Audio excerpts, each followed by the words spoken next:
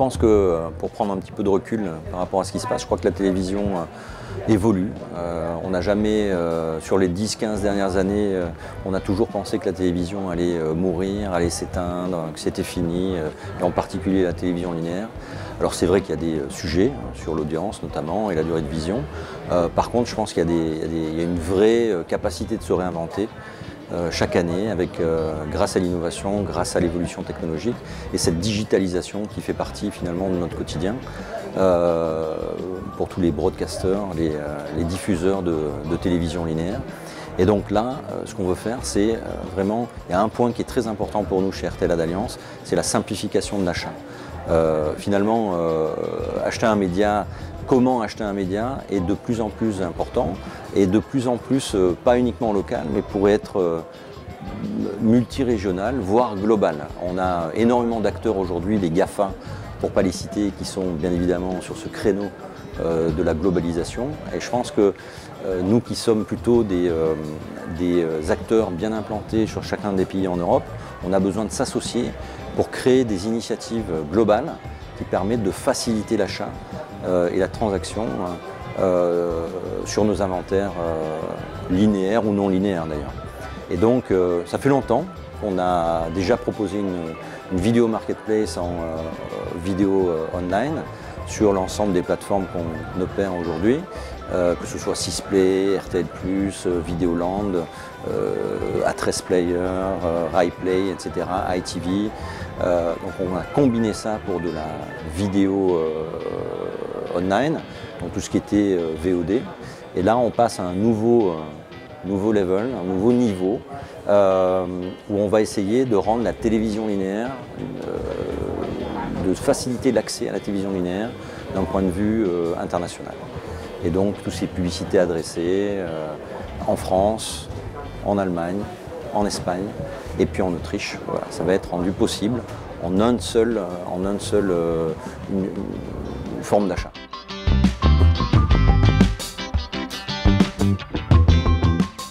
Donc en fait, la télévision adressée, c'est toujours une question de sémantique et de définition. Je crois qu'on est en Europe, on n'est malheureusement pas comme aux États-Unis où on a une forme d'uniformisation des technologies disponibles. En Europe, on est très lié aux marchés spécifiques. Donc il y a des marchés qui sont très câblés, il y a des marchés qui sont très IPTV, il y a des marchés qui sont très HBBTV.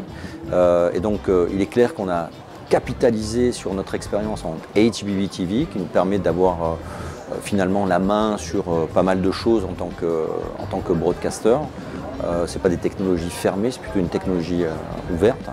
Et donc on a capitalisé là-dessus pour proposer effectivement des formats de type L-shape qui sont des overlays sur les programmes qui viennent s'afficher sur l'écran et qui sont liés à un ménage. Et donc il peut y avoir plusieurs segmentations, ça peut être une segmentation géographique, par type d'audience, ça peut être une segmentation également par type de programme, donc on peut faire ce genre de choses. Et à côté de ça, on a tout ce qui est spot replacement, où là on est vraiment dans la publicité adressée, où on va remplacer dans un écran publicitaire un certain nombre de spots en fonction effectivement du segment qu'on aura choisi et du ménage qui sera ciblé. Là on est très avancé par exemple sur un marché comme l'Espagne. Antena 13 a largement déployé cette technologie cette dernière année. Donc là on va combiner différents types de technologies en Europe en fonction des marchés, en fonction de la maturité des marchés et proposer voilà, des segmentations un peu différentes qu'on essaye aussi d'uniformiser en fonction des 4 marchés, les 4 premiers marchés qu'on lance actuellement.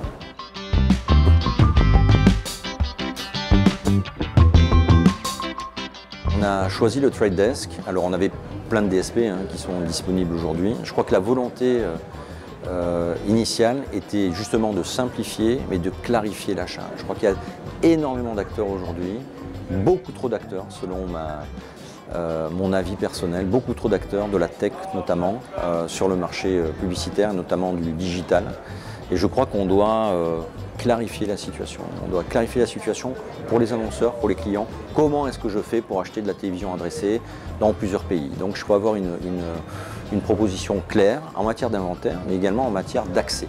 Donc ça, c'était une première chose. Et donc derrière, on a beaucoup parlé avec nos partenaires. Je crois que ça, c'est l'élément essentiel. C'est la transparence avec les partenaires qu'on représente. C'est M6, Antena 13, le groupe RTL et d'autres à terme. On parle avec Rai, ils vont développer leur solution d'Addressable TV également sur la fin d'année. On est en discussion très avancée avec eux.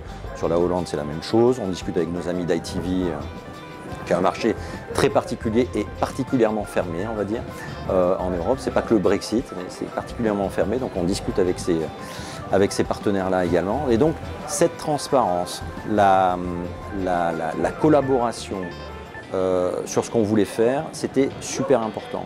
Et on s'est rendu compte qu'il y avait des marchés qui travaillaient avec un certain nombre de DSP et des marchés qui ne travaillent pas avec un certain nombre de DSP. C'est le cas par exemple de l'Allemagne qui a décidé, il y a 2-3 ans maintenant, de ne plus travailler avec DV360, qui est un des DSP qui est utilisé de manière assez commune pour l'achat d'espace online et digital, et online vidéo en particulier, dans le monde entier.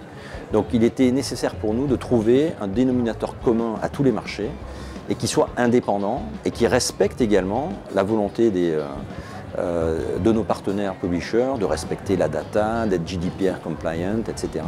Et donc on a trouvé le Trade Desk, qui est quand même le premier DSP indépendant dans le monde, dont la plupart des annonceurs et de nos clients ont un accès, un siège, voilà, peuvent acheter de l'inventaire via le Trade Desk. Donc c'était assez évident finalement de se rencontrer et de faire cette association.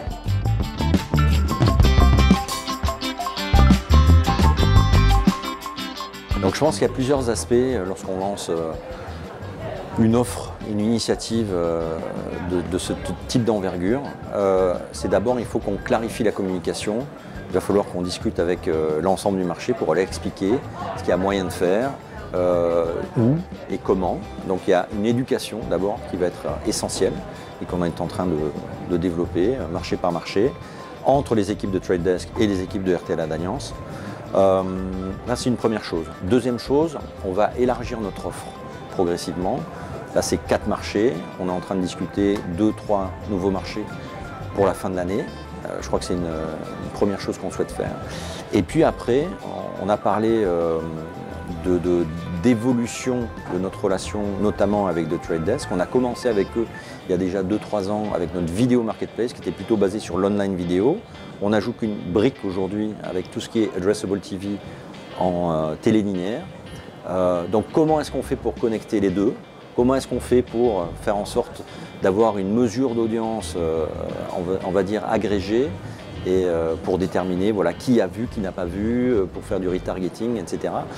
Je crois que ça c'est important et c'est essentiel. Ça sera la deuxième évolution, c'est faire d'abord élargir le portefeuille et puis, deuxième chose, faire en sorte que les différents types de produits fonctionnent ensemble et soient complémentaires. Voilà.